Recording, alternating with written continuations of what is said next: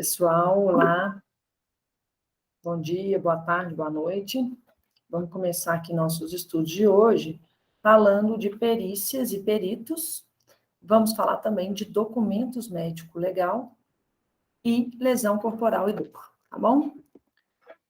Olha só, pessoal, toda vez que se comete um crime, deve-se buscar uma justa punição para quem o comete, né? Essa é a máxima da nossa justiça e é por isso que eu coloquei essa figura que representa a nossa justiça, né, que é uma mulher, representante da justiça, que é cega e que vai precisar de elementos, né, vai precisar receber elementos para colocar numa balança e para definir de forma justa qual é a punição para a pessoa que comete qualquer determinado crime, tá?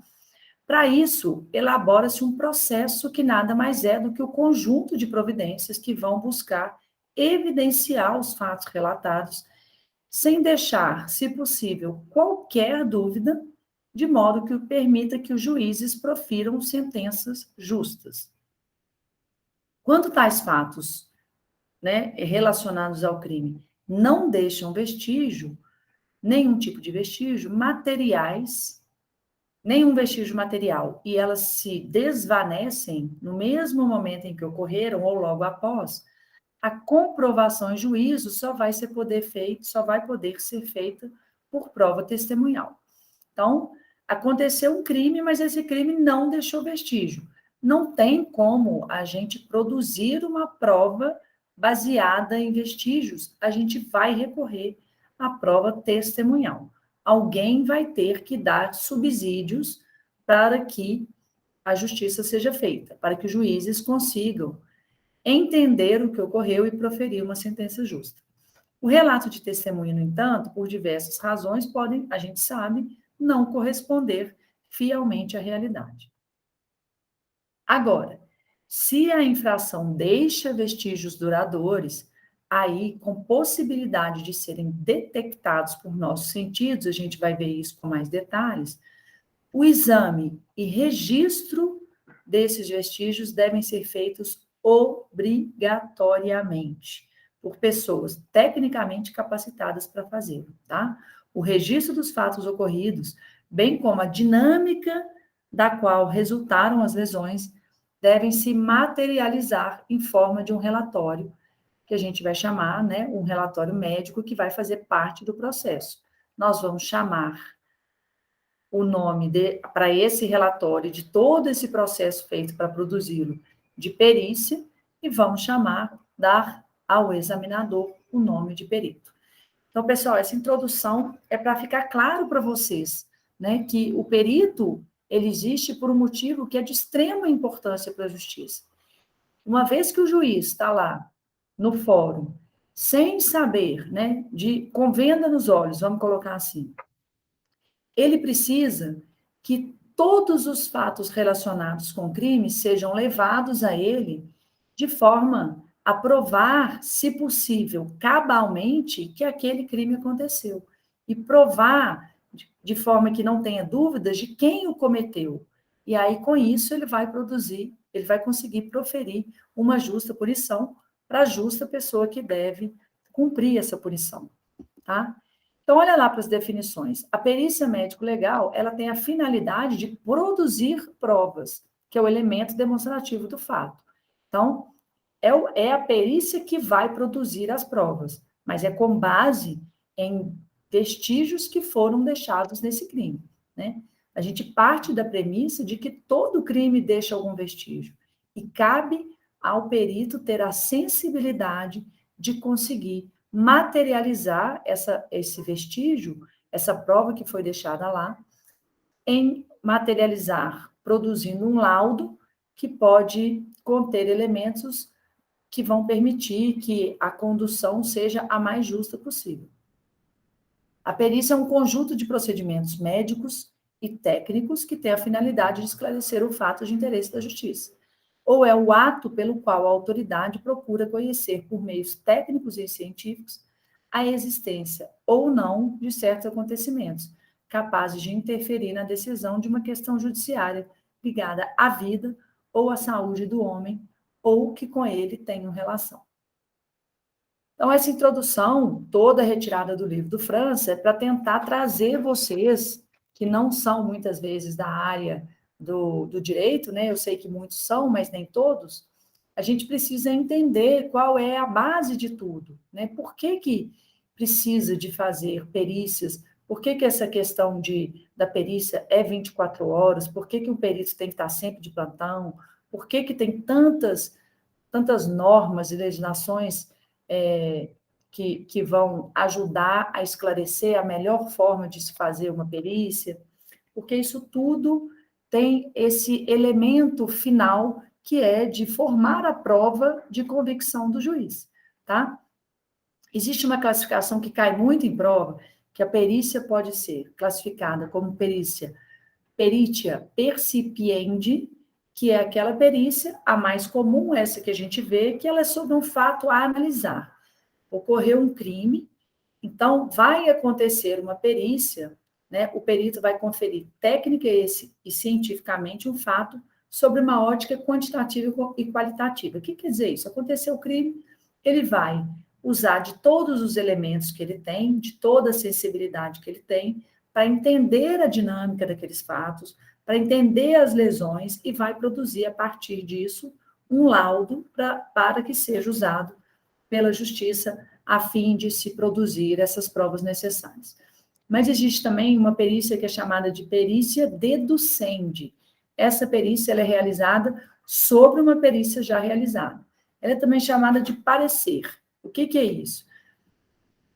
É quando é buscada a opinião técnica de um profissional qualificado sobre uma perícia que já foi feita. Ele vai olhar para aquele laudo, para aqueles vestígios, né, que se transformaram já em indícios, e vai falar, de acordo com aquilo, ele vai colocar a avaliação dele, de acordo com aquela perícia que já foi feita, ele vai analisar essa perícia e vai dar o parecer dele.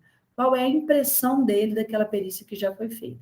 Então, o perito avalia ou considera uma apreciação sobre uma perícia já realizada. Então, a percipiendi é aquela que é sobre um fato a analisar.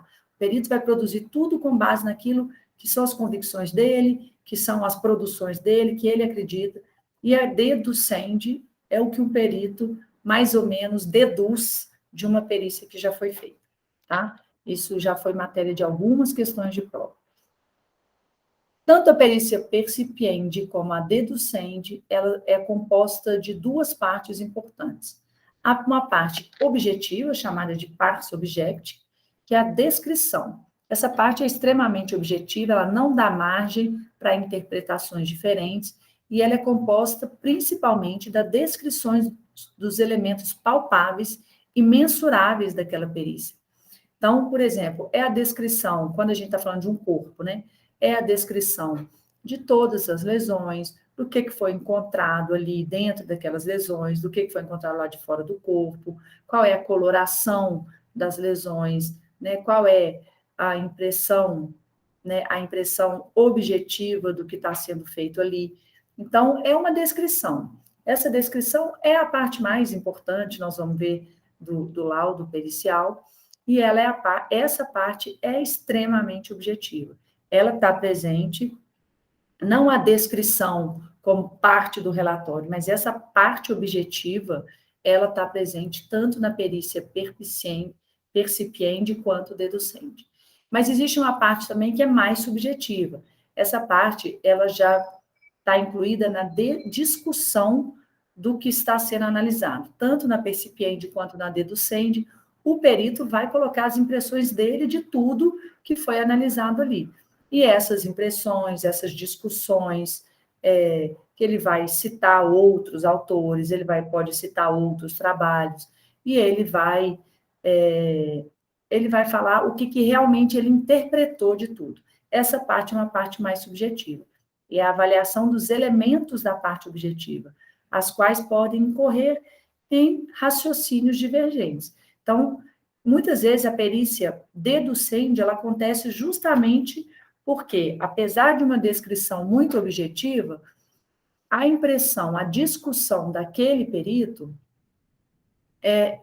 um outro perito pode não concordar muito. Olha, com base em tudo isso que está descrito aqui, eu acho que isso pode ter acontecido em função de determinada situação. E um outro perito já pode falar, não, com base nessa mesma descrição aqui, eu já acho que a situação pode ser outra. Então, isso é a parte objetiva, tá? Então, isso já caiu em prova, gente, e essa questão especificamente, que falou que um relatório tem uma parte subjetiva, teve um índice de erro muito grande, mas isso está muito claro lá no França. O relatório ou o laudo pericial, o relatório pericial, o laudo, nós vamos ver que tem uma pequena diferença aí, ele é um documento extremamente objetivo, tá? Ele é um documento extremamente ou principalmente muito objetivo.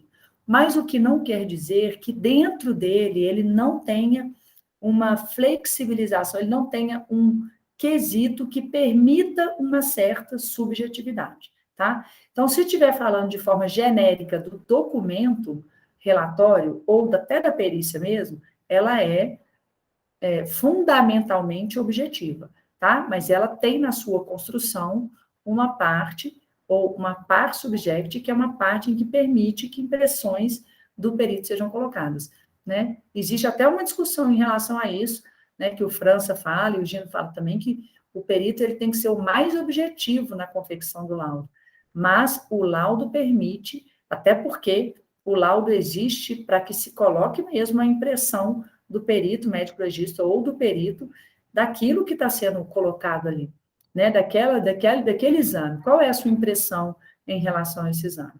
Então, a perícia tem uma parte subjetiva, tá? Mas ela é um exame fundamentalmente objetivo, tá?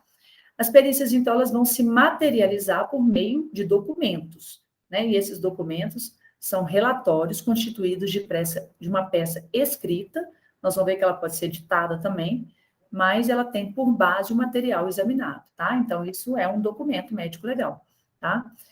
Não adiantaria nada o perito ser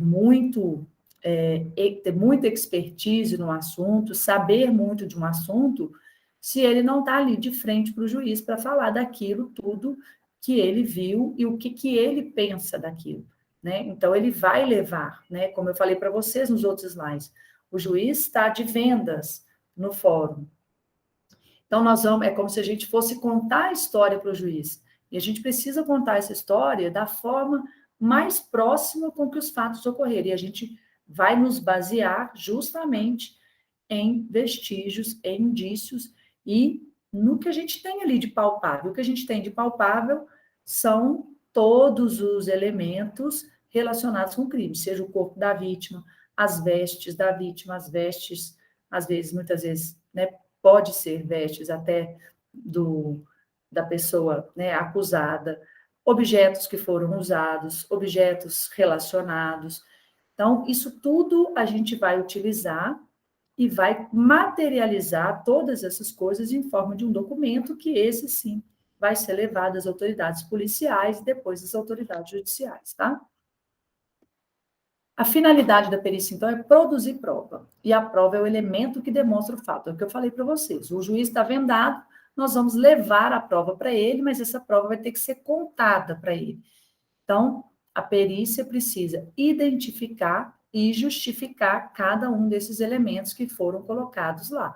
Não adianta colocar uma foto de uma faca suja de sangue se eu não explicar exatamente de onde foi encontrada essa faca, em quais circunstâncias, por que eu acho que essa faca é um vestígio, é um indício daquele crime. Então, tudo que vai para o laudo precisa ser identificado e justificado. Quando a prova de um fato depender de conhecimento técnico científico, o juiz vai ser assistido por perito, tá? Então, a função do perito é fazer com que essa prova seja, a partir de conhecimentos técnicos específicos, essa prova vai ser produzida por um perito, tá? As provas podem ser, né? Isso aí, para quem é do direito ou no direito penal, vocês vão ver com mais detalhes, né? Mas nem tudo que a gente gostaria, né? Ou que o perito gostaria de usar como elemento para a produção de prova, ele vai poder usar, tá? Porque tem coisas que ele tem, né, limites na ação dele ali, né? A polícia, quando chega no local de crime, para conseguir, por exemplo, muitas vezes um celular para ser usado de prova, ou para que se faça uma busca na casa de uma testemunha ou de um possível autor, precisa de autorização da justiça prévia, e se essa autorização não vem, né, talvez aquela prova tenha que ser descartada. Então, tem provas que são legítimas, que são aquelas que devem ser buscadas na confecção do laudo ou do relatório, mas existem provas também que são ilegítimas, tem provas que são proibidas, aquelas obtidas por meios contrários às normas, tem prova que é ilícita, ela agride a regra do direito material, e a ilegítima, ela afronta os princípios processuais, é o que eu falei. Tem que se seguir normas para se conseguir provas, né? Nem tudo é função do perito, não, mas dentro daquilo que faz parte da função do perito, ele tem que tentar materializar e colocar num relatório exatamente tudo identificado e justificado o que ele precisa para conseguir produzir essa prova. E como que o juiz vai avaliar? Uma vez que o perito falou que é a arma do crime e que aquela pessoa, né, nem tudo vai ser o perito, muitas vezes vai ser o delegado falou que era aquela pessoa, o juiz vai acatar? Muito pelo contrário, tá? O juiz, ele não é adstrito a laudo nenhum. Ele pode pegar um relatório e simplesmente descartar esse relatório com justificativa, ou ele pode aceitar, ou ele pode pedir uma outra perícia, tá? Então, olha lá, existem, na verdade, 3 sistemas de avaliação de prova. Um sistema que é chamado de legal ou tarifado, que é aquele que o juiz comprova o resultado das provas e cada uma tem valor pré-estabelecido. Não é o que a gente usa aqui. Então, cada prova tem um valor e ele vai somando esses valores para formar a convicção dele. O segundo sistema é o sistema da livre convicção. O juiz vai formar o seu conhecimento baseado na intuição, né? Com tudo isso que ele viu, ele acha que ele deve conduzir de maneira A ou B e ele não precisa justificar, tá? É diferente do sistema usado entre nós, que é o sistema chamado de persuasão racional. O juiz forma o seu convencimento através da livre apreciação da prova, tá? Ele vai apreciar a prova, os relatórios, tudo que for levado até ele, e ele tem uma forma livre de convencimento, quer dizer, livre de apreciação dessa prova para formar o seu convencimento. Mas ele precisa basear em razões justificáveis, tá? Então, é o que eu falei, ele não é adstrito ao laudo, ele não precisa, mesmo que o laudo tenha sido, né, perfeitamente confeccionado, e que a impressão que a gente tem ao ler o laudo é que a coisa vai ficar muito clara para a convicção do juiz, ele pode não aceitar, tá? Ele pode pedir uma nova perícia, ele pode pedir uma terceira perícia, tá? Ele não é adstrito ao laudo, isso aí já caiu várias vezes. O nosso sistema é de persuasão racional, ou seja, ele forma seu convencimento através da livre apreciação da prova, mas ele tem que justificar, mas ele não precisa aceitar, tá? Então, vamos lá. Aí nós vamos falar do exame de corpo de delito. O corpo de delito, pessoal, ele não tem nada a ver necessariamente com o corpo da vítima. Essa é a pegadinha mais boba de prova, tá? O corpo de delito, ele é um conjunto de elementos sensíveis, ou seja, conjunto de elementos que podem ser identificados pelos nossos sentidos, ou pela visão, pela gustação, pelo tato, audição, olfato. E esses elementos são elementos do dano causado pelo fato delituoso, tá? É a base residual do crime. Tudo que foi resíduo daquele crime, ele vai ser utilizado, né, para avaliação do corpo de delito. Sendo assim, ele não é necessariamente só elementos físicos, mas todos os elementos acessórios que estão conectados a determinado fato delituoso característico da infração penal. Analisa vestígios do dano, o meio ou o instrumento, o local e a relação de nexo causal entre tudo, tá? Então, o corpo de delito, a gente vai considerar o chamado corpus criminis, que aí sim é a pessoa ou coisa sobre qual se cometeu o delito, tá? É em quem se procura revelar o exame de corpo de delito direto. Então, vai ser o corpo da vítima aqui, mas pode ser alguns objetos, né? Pode ser a vestimenta, pode ser objetos relacionados com isso, tá? Mas é aquilo sobre o qual se cometeu o delito. O corpus instrumentório já é o material com o qual se perpetrou o delito. Aprecia-se a natureza e a eficiência. Então, por exemplo, encontrado uma arma do crime, a possível arma do crime. A primeira coisa que vai fazer é a identificação dessa arma, né, por um perito. Essa arma vai ser identificada e o perito vai fazer um teste para ver que arma é essa, né, de onde que ela veio, né, se ela está dentro da legislação, né, se o funcionamento dela também está dentro da legislação, e se essa arma, na verdade, está funcionando, né, porque se essa arma suspeita-se que foi utilizada num crime ontem, por exemplo, essa foi uma pistola, por exemplo, encontrada hoje, que está possivelmente relacionada com um crime que aconteceu ontem. Essa primeira coisa que ele vai fazer depois da identificação é ver se essa arma está funcionando. É um teste de eficiência dessa arma. Se ela não está funcionando, muitas vezes ela não vai poder ser, pelo menos ali de forma direta, relacionada neste momento com o crime. Talvez com outros exames nessa mesma arma ela vai poder ser. Mas a eficiência que é testada ali no momento é importante para se determinar se essa arma pode estar relacionada com o crime. Então, o corpus criminis é o corpo sobre o qual se perpetrou o crime, o instrumentório é o material com o qual se perpetrou esse crime, e o corpus probatório são as provas, os vestígios, os resultados, todos os elementos que são usados pelo juiz na sua convicção. Então, mais uma vez, a perícia se materializa por laudos periciais, que é uma peça escrita com base no exame que foi feito, seja o exame do corpus instrumentórios ou o exame do corpus criminis. Aí, pessoal, vamos ver alguns artigos do CPP aqui que vocês têm que saber. E é importante que vocês leiam várias vezes, porque muitas vezes caem na prova esses artigos ipsis literis, do jeito que está lá no código e do jeito que está aqui na aula. Então, usem esses artigos como mantras, porque os que eu coloquei aqui para a nossa aula, têm que estar decorados para a nossa prova.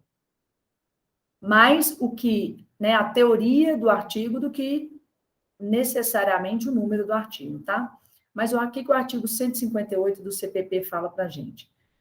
Quando a infração deixar vestígios, você lembra que a gente viu lá que às vezes não vai deixar e a gente vai ter que muitas vezes contar com a prova testemunhal, que nem sempre é verdadeira. Mas quando a infração deixar vestígios, será indispensável o exame de corpo de delito, direto ou indireto, não podendo supri-lo a confissão do acusado. Mais uma vez, quando a infração deixar vestígios, será indispensável o exame de corpo de delito direto ou indireto, não podendo supri-lo a confissão do acusado. Pessoal, primeiro detalhe disso aqui, eu falei para vocês, nem sempre vai deixar vestígios, quando não deixar, talvez prova testemunhal. Mas sempre que deixar, é obrigatório a realização de um exame de corpo de delito. É obrigatório a realização de um exame de corpo de delito, tá? Ele pode ser direto ou indireto, que a gente vai ver, mas não podendo suprir a confissão do acusado. Aqui, gente, de cara, para a gente não cair em pegadinha lá na frente, a gente já vai entender que confissão do acusado é uma coisa que não tem valor nenhum aqui para a gente, tá?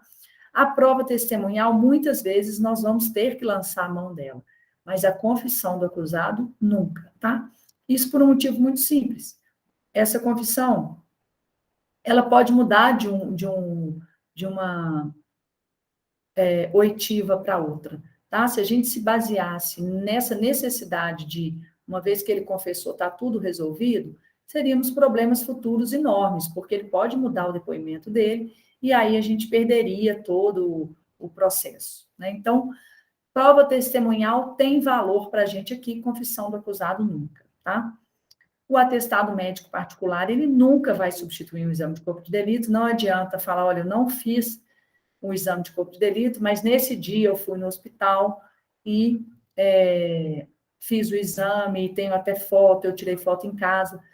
Para efeito de exame de corpo de delito, não tem como substituir uma coisa da outra. Nós vamos ver que o laudo do médico lá no hospital, o relatório, o atestado, ele pode ter algum valor indiretamente, mas para efeito de exame de corpo de delito, ele não tem absolutamente nenhum efeito, tá? E a falta ou a omissão do exame de corpo de delito pode levar à nulidade do processo. Não adianta fazer uma acusação, sendo que não existe uma forma de comprovar, né? O corpus comprobatório não existe como comprovar para um crime que deixou vestígios duradouros e não foi feito o exame de corpo de delito, é muito fácil se levar à nulidade desse processo, tá? Podem as perícias, de uma forma geral, então, ser realizadas em vivo, nos cadáveres, nos esqueletos, animais, objetos, tudo isso pode passar por perícias e por exames de corpo de delito, tá?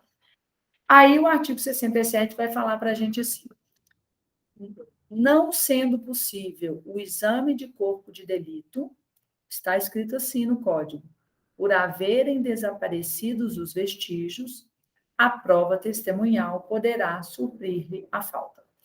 Então, é aquilo que estava escrito lá em cima, que eu falei com vocês, né? Se o vestígio, aquele crime perpetrado, deixou um vestígio duradouro, é absolutamente, inquestionavelmente obrigatório a realização de um exame de corpo de delito, tá? Não podendo supri-lo a confissão do acusado e, na verdade, não podendo supri-lo nenhuma outra conduta, a não ser o exame de corpo de delito indireto, que é o que a gente vai ver. Agora, não sendo possível o exame de corpo de delito, porque não tem mais vestígio, os vestígios já desapareceram, eles não eram duradouros, eles eram fugazes, ou por qualquer outro motivo, dependendo da demora do processo, eles não existem mais, aí sim a prova testemunhal vai poder suprir-lhe a falta, tá? Pessoal, cuidado, não existe laudo de corpo de delito indireto. E o mesmo não pode ser feito sobre exames e atestados médicos. O corpo de delito indireto é prova testemunhal ou documental. A gente vai ver isso com mais detalhes agora. Desculpa. Antes, vamos ver o artigo 159, que fala do corpo de delito. O exame de corpo de delito e outras perícias serão realizados por perito oficial. Isso é a regra, tá? Existe perito oficial para exame de corpo de delito. É o perito, muitas vezes o perito médico-legista, nós vamos ver ali quais são os peritos, né, geral, de forma geral, e os de natureza criminal, mas o exame de corpo de delito, então, vai ser feito pelo médico-legista por perito oficial. Um perito oficial. Ainda cai muito em prova essa pegadinha que antigamente o corpo de delito tinha que ser feito por 2 peritos. Então, as provas ainda falam que cobram assim na prova, frases falando que o exame tem que ser feito pelo menos por 2, ou tem que ser assinado por 2, ou 2 ou mais. Isso não existe mais, tá? O exame de corpo de delito e outras perícias serão realizadas por perito oficial. Isso autoriza que seja apenas um perito oficial. Esse perito oficial, ele é portador de diploma de curso superior, ele é um perito concursado, ele é um perito que deve obrigações, né, à justiça, a gente vai ver isso depois com mais detalhes, mas, na falta de perito oficial, pode-se contar com 2 pessoas idôneas, portadoras de diploma de curso superior, preferencialmente na área específica, dentre aquelas que tiverem habilidade técnica relacionada à natureza do exame. Pessoal, então aqui é onde em parte de perícias e peritos, onde mais caem as pegadinhas, porque vão falar que são 2 peritos, porque vão falar que essas 2 pessoas idôneas são obrigatoriamente da área específica. Então, por exemplo, tem que ser 2 médicos, tem que ser pessoas necessariamente com habilidade técnica relacionada à natureza do exame. Então, cuidado com essa frase, anotem essa frase, decorem, porque ela cai desse jeito na prova, eles mudam uma palavra ou outra, tornando a frase errada, e se a gente não conhece muito bem como está descrito, a gente corre o risco de errar essa questão. Então, mais uma vez, o exame de corpo de delito e outras perícias serão realizados por perito oficial, portador de diploma de curso superior, e na sua falta pode-se contar com 2 pessoas idôneas, portadoras de diploma de curso superior, preferencialmente na área específica, mas não precisa ser, dentre aquelas que tiverem habilidade técnica relacionada à natureza do exame. Esses peritos que não são oficiais serão nomeados para essa perícia, tá? Exclusivamente para essa perícia. São chamados de peritos ad hoc, tá? Eles não podem recusar essa indicação, a não ser por uma escusa atendível e sob pena de serem conduzidos, tá? E devem prestar compromisso de bem e fielmente desempenhar o cargo. Essa obrigatoriedade de prestar esse compromisso cai em prova também. Muitas vezes fala que o perito oficial também tem que prestar esse compromisso, o que não é verdade, porque ele, quando faz o concurso, quando é empossado como policial, né, nos lugares em que a perícia é atrelada à Polícia Civil, quando ele é empossado, ele já faz esse compromisso, tá? Ele não tem que assinar um termo de compromisso como o perito ad hoc faz, tá? E essas 2 pessoas idôneas, claro que idônea é um termo que dá margem aí a muitas interpretações, mas esse diploma de curso superior é obrigatório e ele tem que ser preferencialmente na área específica, mas ele não é obrigatoriamente. Então, poderia ser, por exemplo, um enfermeiro, um médico, um técnico de enfermagem, um dentista, um fisioterapeuta, qualquer pessoa, né? Até dependendo do caso, poderia ser uma pessoa da área de exatas que tenha algum conhecimento na natureza do exame, enfim. Serão nomeados peritos ad hoc 2 pessoas idôneas. Os peritos são profissionais, então, que detêm conhecimento técnico sobre determinado assunto. Eles podem ser oficiais, os concursados, ou nomeados para uma determinada perícia, que é o caso desse exemplo que eu falei. Quem são os peritos oficiais de natureza criminal? Os peritos criminais, os peritos médico-legistas e os peritos odontolegistas, tá? São esses 3 os peritos oficiais de natureza criminal, tá? Agora, existem também nos processos assistentes técnicos, né? A própria parte, a própria defesa ou acusação que quiser nomear um assistente técnico para acompanhar o processo, vai poder nomear, a gente vai ver algumas regrinhas, mas esses não são peritos oficiais e eles, inclusive, não são imparciais, o que é uma obrigatoriedade tanto do perito ad hoc quanto do perito oficial de ser imparcial, de fazer a perícia de forma imparcial. O assistente técnico não, ele vai fazer a perícia com base nos interesses daquela pessoa que ele, né, que o contratou. Então, olha lá, a interdição do perito. Quem que não pode ser perito? Quem tiver sujeito à interdição de direito por qualquer motivo, tá? Pessoas que prestaram depoimento no processo ou que tenham opinado anteriormente sobre qualquer objeto da perícia. Pessoas analfabetas menores de 21 anos também não podem ser peritos. Estende-se para os peritos o mesmo do disposto sob suspeição para o juiz. Então, nem pode ser juiz de um caso e nem perito de um caso alguém que é amigo ou inimigo capital de qualquer uma das partes, né? São questões aqui mais, que a gente possa inferir, questões mais óbvias. Se ele, cônjuge, parente consanguíneo, estiver respondendo a algum processo que seja análogo a esse da perícia. A mesma coisa vale para aqueles que estiverem sendo julgados por qualquer uma das partes, aquele que tiver aconselhado qualquer uma das partes, que for credor ou devedor, tutor ou curador de qualquer uma das partes, ou sócio, acionista, administrador de qualquer uma das partes, tá? O laudo pericial ele vai ser elaborado no prazo máximo de 10 dias, podendo esse prazo ser prorrogado a requerimento dos peritos, tá? Isso já caiu em prova, falando que é o delegado que pode pedir para aumentar o prazo dessa perícia, ou que ele pode ser prorrogável por mais 10 dias, ou pode ser prorrogável por 30 dias. Então, ele não existe um prazo definido para essa prorrogação, tá? Na regra geral, toda vez que um perito ele faz uma perícia, ele tem 10 dias para entregar um laudo pericial, tá? Essa é a regra. Mas ele pode pedir que se estenda esse prazo mais de uma vez, enfim, por prazo indefinido, cuidado, porque isso aí já caiu em prova com essas pegadinhas, tá?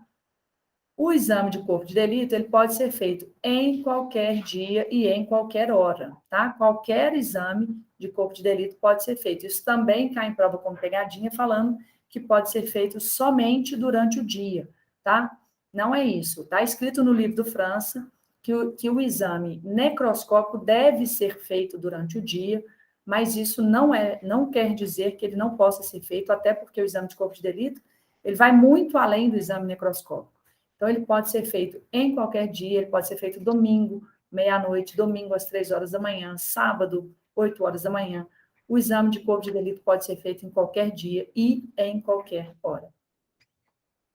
E a autópsia, aí sim, a autópsia ou necrópsia será feita pelo menos 6 horas depois do óbito, tá? Não é depois que encontrar o cadáver, não é depois que o perito chegar, é 6 horas, no mínimo 6 horas após o óbito, salvo se os peritos, pela evidência dos sinais de morte, julgarem que possa ser feito antes desse prazo, o que vão declarar no auto. Pessoal, nós vamos aprender lá na parte de tanatologia que a morte ela não acontece assim com uma hora determinada, ela é um processo, a morte se dá em um processo, que é um processo, inclusive, longo, nós vamos ver as transformações que o corpo passa desde o momento da parada cardíaca ou da morte encefálica até as horas e os dias que se seguem, e os sinais de certeza, existe nesse meio tempo uma coisa que é chamada de período de incerteza de Turing. Os sinais de certeza de morte, eles vão vir aí progressivamente, de forma consecutiva, ao longo das primeiras horas. Então, se houver, né, se não houver nenhum sinal que traga uma evidência absoluta de certeza da morte, como, por exemplo, uma decapitação, um espostejamento, um esquartejamento, né, qualquer coisa, uma queimadura mais grave, como carbonização, qualquer coisa diferente disso, a partir do momento em que ocorreu o óbito, tem que se esperar 6 horas para o início do exame necroscópico, tá? Do momento do óbito, não caiam na pegadinha de falar que é do momento de encontro do cadáver, porque isso já caiu várias vezes, toda vez que cai é motivo de muitos erros nessa questão, tá? Então, por conta do período de incerteza de Turing, desse processo inicial da morte, se espera pelo menos 6 horas do início do óbito, depois do óbito, se espera 6 horas, no mínimo, mas se o perito tiver alguma evidência muito clara, como eu falei, de decapitação, aí sim ele vai declarar no auto que ele está iniciando a perícia com menos de 6 horas da morte, tá? E aí existe um parágrafo único que dá muita controvérsia também na vida real e na prova, mas é importante que vocês saibam, porque se cair, nós não temos problema nenhum em marcar como certo, porque em casos de morte violenta, pode bastar o simples exame externo do cadáver, se não houver infração penal que apurar, tá? Ou quando as lesões externas permitirem precisar a causa da morte e não houver necessidade de exame interno para verificação de alguma circunstância relevante. Pessoal, na prática, isso é muito controverso, porque existem vários casos descritos aí de mortes que pareciam mortes sem relevância e que, a princípio, não havia nenhuma infração penal a apurar, mas que, a partir do exame necroscópico, foi identificado ali indícios de um crime, tá? Então, por exemplo, mortes dadas como natural, que acabaram passando por necrópsias por outros motivos e foram vistos envenenamentos, ou acidentes graves, muitas vezes até de avião, que a princípio pareceu um acidente mesmo e que a partir da necrópsia também se identificou alguns outros indícios que levou a investigação para um outro lado. Mas ninguém vai pedir a gente para ficar analisando filosoficamente sobre isso. Se falar que não tendo infração que apurar, e que ou que as lesões externas já permitem precisar a causa da morte sem nenhuma dúvida, mesmo em casos de morte violenta, ou seja, aquelas que devem ser submetidas à necrópsia, às vezes vai bastar o exame externo do cadáver, não há necessidade de fazer a abertura das cavidades. E a formulação de quesitos de indicação de assistente técnico. Eu falei para vocês que existe perito oficial e existe assistente técnico que a própria parte pode contratar para ajudar ela nesse processo. E aí, em todos os processos, a gente vai ver depois com mais detalhes, a gente vai ter formulação de perguntas, algumas oficiais, dependendo de quais são os tipos de relatório. Já existem algumas perguntas que vão ser sempre feitas no caso de lesões corporais, por exemplo, né, eu vou mostrar para vocês alguns exemplos, mas outras pessoas podem fazer perguntas que participam do processo. Olha, nesse laudo oficial tem essas perguntas oficiais, mas eu queria saber mais isso também. Vou pedir o perito para responder a essa pergunta. Quem pode fazer isso? Olha lá, o Ministério Público pode formular perguntas, tá? E também pode indicar assistente técnico, o assistente da acusação, o acusado, o ofendido, o chamado querelante, que é o autor da queixa, tá? A indicação do assistente técnico, ela pode acontecer em todos os processos, mas eu falei para vocês que ela tem algumas regras a serem aceitas. Então, ele precisa ser aceito pelo juiz, tá? Não é pelo delegado, não é pelo perito. A indicação do assistente técnico dar-se-á após admissão pelo juiz e após a conclusão dos exames, elaboração do laudo pelos peritos oficiais e conhecimentos das partes. Então, atenção, o assistente técnico só entra depois que o trabalho do perito oficial acabou, tá? Aí o perito acabou, ele fez o laudo, confeccionou o laudo, entregou o laudo, e aí sim, ambas as partes vão poder conhecer, né, serem apresentados a esse assistente, e o assistente técnico vai poder participar do processo, ter acesso à perícia, né, ao laudo da perícia e tudo. Em caso de perícia complexa, ou seja, uma perícia que exige mais de uma área de conhecimento, poder-se-á designar mais de um perito oficial, e a parte pode indicar mais de um assistente técnico. Então, o próprio juiz pode determinar a participação de mais de um perito oficial. Nesse caso, pode ter mais de um perito assinando a perícia, tá? Porque a perícia é complexa, ela exige, por exemplo, que tenha um conhecimento muito aprofundado em meio ambiente, mas também em engenharia civil, e às vezes um perito, né, não vai se sentir capaz, ou às vezes, né, pode se determinar a participação de mais de um perito por ser uma perícia mais complexa. E aí, a parte, do mesmo jeito que pode indicar um perito em ambiente, um perito em engenharia, tá? Ele tem essa prerrogativa, mas sempre tendo que ser aceito primeiramente pelo juiz, e só vai entrar após a conclusão dos exames e dos laudos pelos peritos oficiais, tá? Durante o processo é permitido também às partes requerer oitiva dos peritos, ou seja, querer que o perito seja questionado sobre algumas coisas para esclarecimento de provas ou para responder em quesitos, desde que o mandado de intimação para esse perito e os quesitos sejam encaminhados com antecedência mínima de 10 dias. Aí o perito pode ir à presença do juiz para responder a essas perguntas, ou ele pode fazer um laudo complementar, né? Essas perguntas vão ser passadas para ele com no mínimo 10 dias de antecedência, e ele vai elaborar um novo laudo respondendo essas perguntas, tá? As partes também podem indicar assistentes técnicos que, havendo requerimento por parte delas, pode ter acesso ao material todo probatório, mas vai ser em ambiente do órgão oficial, ou seja, o assistente técnico não pode levar para casa nenhuma prova, muito menos tirar ali do ambiente do órgão oficial, e ele vai fazer a avaliação dele na presença do perito oficial, tá? Em momento nenhum, o perito oficial, ele é responsável por guardar essas provas até o final do processo, então, ele, como responsável, tem que estar presente na avaliação dessas provas por uma pessoa que não é um perito oficial, é um assistente técnico, tá? Então, vai estar sempre sobre a guarda do perito. Pessoal, então nós vamos parar por aqui, daqui a pouco a gente vai voltar com os documentos médicos, que vão vir em seguida dessa aula, e depois vamos falar também das perícias de dor. Em breve a gente volta, vamos tomar um café, descansar um pouquinho, daqui a pouco voltem, que nós temos muito o que falar desse assunto ainda hoje.